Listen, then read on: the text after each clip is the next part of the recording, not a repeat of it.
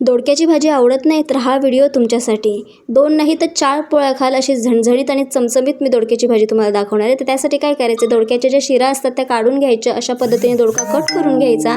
इथे मी वाटण्यासाठी तीळ, कोथिंबीर, शेंगदाणे, सुकं खोबरं, आलं, लसूण घेतलेलं आहे. ते छान भाजून घ्यायचं, मिक्सरला बारीक करायचं. कोथिंबीर घालायला मात्र विसरायचं नाही.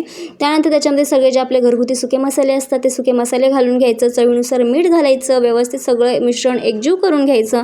त्यानंतर काय करायचं आहे, दोडक्यामध्ये हे सगळं सारण भरून घ्यायचं आहे. कढईमध्ये तेल गरम करून घ्यायचं. त्याच्यामध्ये अर्धा चमचा मोहरी, अर्धा चमचा जिरं घालायचं. सारण भरलेले दोडके घालून घ्यायचे आणि दोडके चांगले असे दोन्ही साईडनी परतून घ्यायचे आहेत.